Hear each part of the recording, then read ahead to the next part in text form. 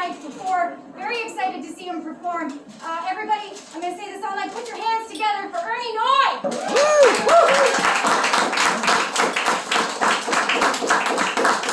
Hello!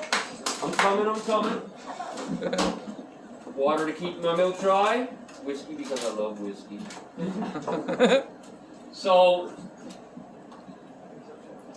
I'm going to state the obvious here, boys, girls. I'm fucking nervous. So I'm going to start with the story that just happened about 2 hours ago. So I called a buddy of mine, a very good friend of mine.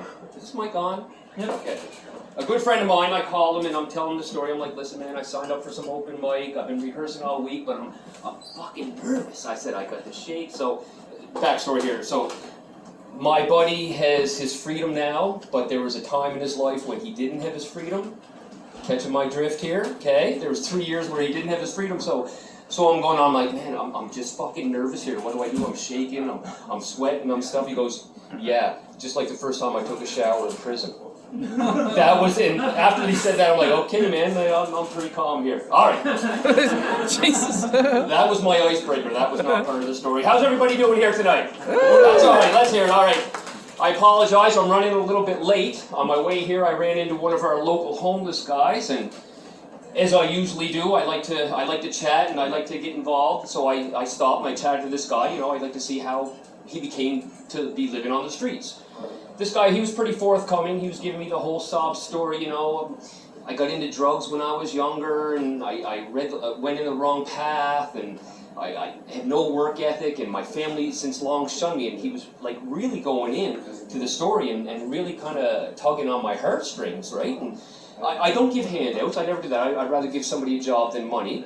But he was really sucking me in. He was telling me the story, and I'm standing there, and I'm really captivated. And all of a sudden, my phone starts to ring.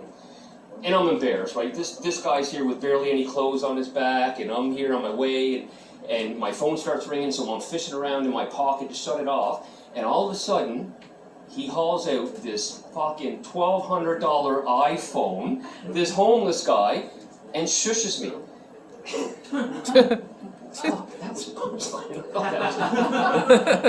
Anyway, he shushes me. I'm like, what kind of homeless guy has a $1,200 phone? But apparently in Charlottetown they do. The homeless people, I think a lot of them are more like entrepreneurs. I'm an observant guy. I was away a few weeks ago or a few months ago, and I was at a hotel, and I was on a busy intersection with 4 intersections, and there was 4 homeless people on either side of the street. So I was watching them throughout the weekend, and like I said, these guys, a lot of them are pretty well-to-do. They're not just homeless guys. Like, they do fairly well. And I swear to God, I was watching for the whole weekend, and I think they do shift work as well. Some of these guys, they do. They're up there from 9 to 5 or 8 to 4 or whatever they do. But this is a career for them. Some of these, when they're on the street, it's not the old school way where, you know, do you have any change? Can you spare some change? It's not like that anymore. So when the cars are lined up and these guys are walking down the street, they're making eye contact. You know, I seen one guy there, he was really good. He was dancing from car to car. Can you spare any change? Can you spare any change? One guy had a puppy in his hand with a bucket. Like, these guys really know how to get it done. Jesus. I honestly thought that was what people asked. COVID's been treating me well. You guys? No? I guess not. I've successfully robbed 3 convenience stores, 2 banks, and a Dollarama.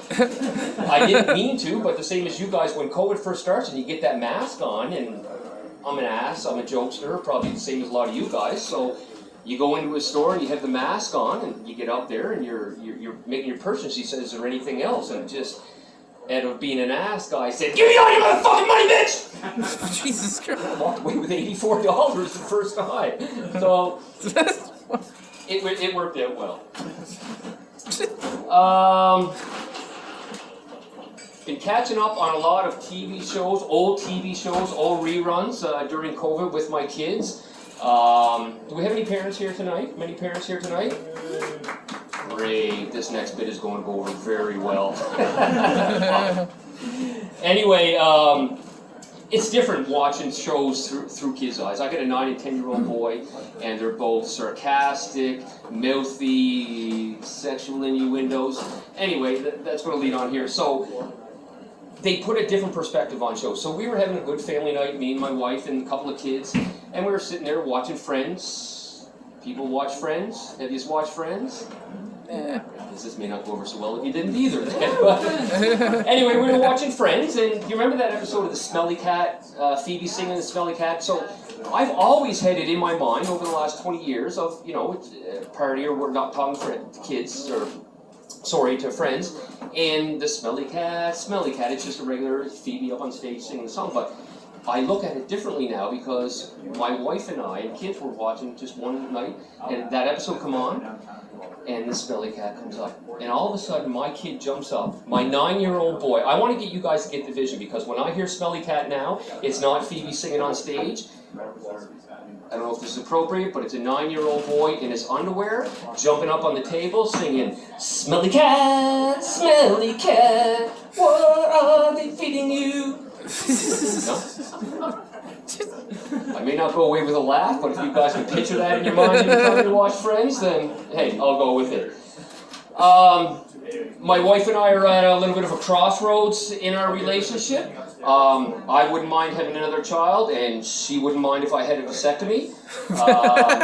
I'm not sure, like, I love kids, I have a few kids, but I don't want more kids because they're great. I want more kids because the gifts and stuff that you get, I know, well, there's not a lot of parents here, but the gifts that we get, my kids, from the first time that we announced the pregnancy, we've had parties and celebrations and gifts galore, and we've been getting everything, stocks and bonds and diapers and electric. I think, you know what, I even think one of my kids got an electric shaver when he was like, before he was even born. Like, what kid needs a fucking electric shaver as an embryo?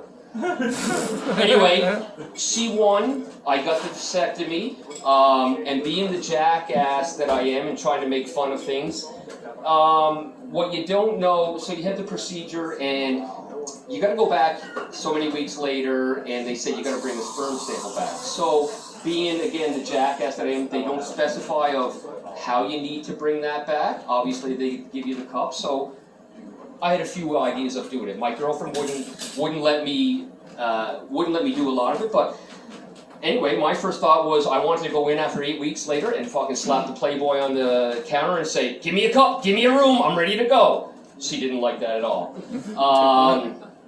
Another time, I wanted her just to come in with me and stand as I go up to the counter with her cheeks puffed out and said, I'm ready here. Anyway, guys, this is my time.